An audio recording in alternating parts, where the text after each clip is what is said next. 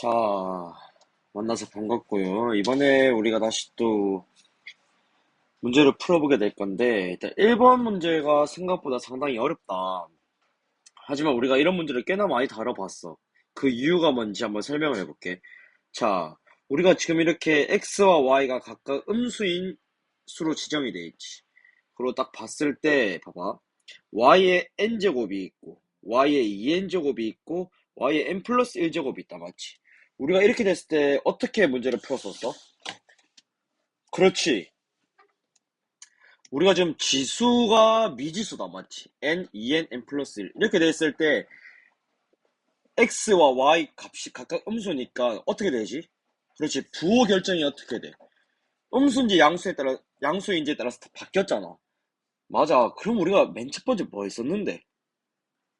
그렇지. 바로 나눴었다. 어떻게? 자, 1번은 뭐? n이 홀수일 때였고. 두 번째는 뭐였어? n이 바로 짝수일 때였지. 이렇게 지금 뭐라고? 그렇지. 지수가 미지수일 때는 주로 뭐라고? 무조건 부호 나누기라고. 예를 들어서 뭐가 있었는데? 대표적인 거. 마이너스 1의 n제곱 있을 때 우리가 어떻게 풀었는지를 생각해봐. 이것도 항상 플러스일 때, 마이너스일 때 나눴잖아. 이거랑 똑같은 거다. 요거를 좀 필기를 해두자. 자, 한번 해보자, 그러면. n이 홀수일 때는 어떻게 돼? n이 홀수일 때 어떻게 돼, 얘들아?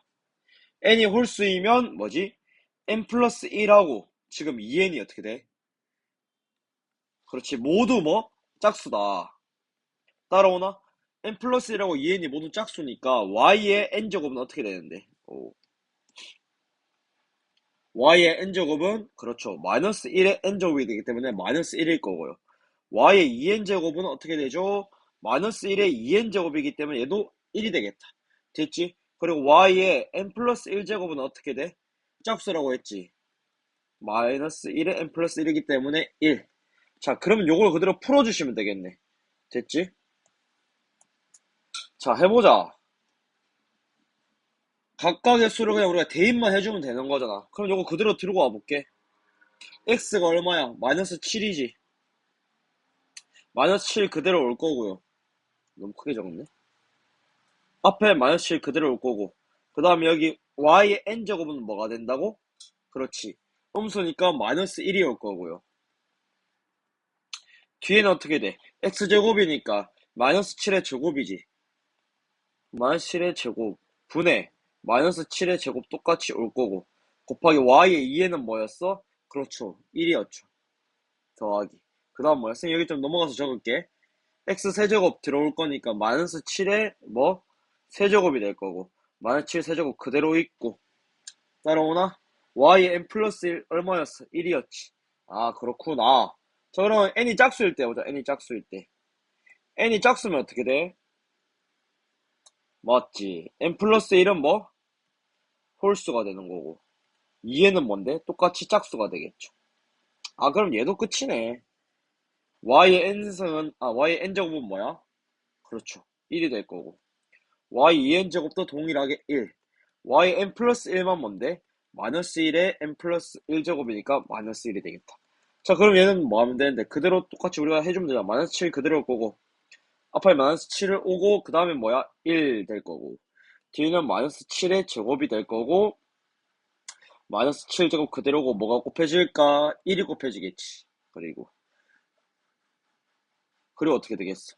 마이너스 7의 세제곱 분의 그 다음 마이너스 7의 세제곱 그대로 오고 또 뭐가 곱해지겠어? 그렇지. 마이너스 1이 온다. 됐지? 선생님 위에 잘못했네. 플러스가 아니라 마이너스겠네요. 자 그럼 요거 계산해주면 되는 거잖아. 계산해주면 어떻게 될까? 곱하기가 있으니까 우리에게 약분 다 되지. 밑에도 뭐야?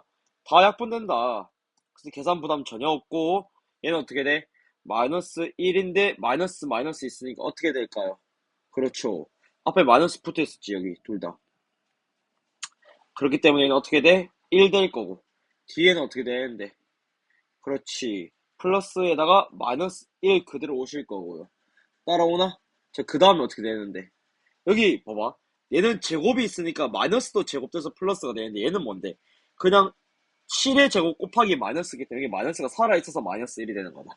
이해되지? 그 다음 뒤에는 어떻게 되는데? 그렇죠. 얘도 동일하지? 마이너스 1 될 거다. 얘는 어떻게 돼? 마이너스 1 앞으로 올 거고요. 뒤에도 동일하게 마이너스 1 올 거고 플러스 1 되겠네.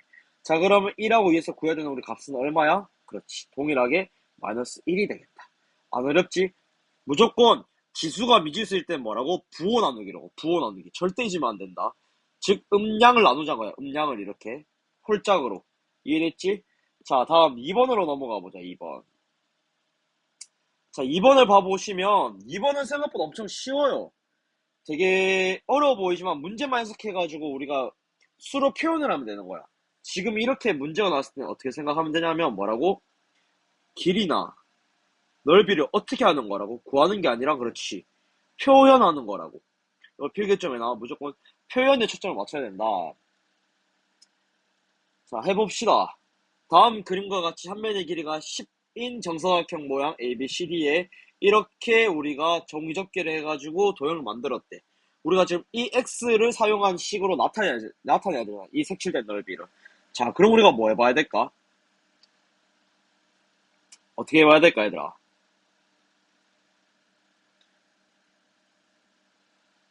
그렇지. 이렇게 종이접기가 나왔을 때 뭐라고?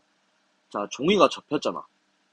그럼 무조건 뭘 활용해야 되냐면 합동을 활용해야 돼, 합동을. 절대 잊으면 안 된다. 왜냐면 얘가 지금 이렇게 접힌 거잖아.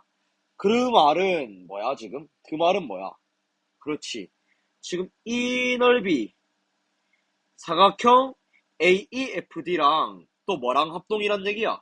사각형 EIGF가 뭐라고? 같은 거라고. 넓이가 같다고. 아예 같은 도형이라고. 이해되지? 자, 그러면 내가 어떻게 표현해볼까?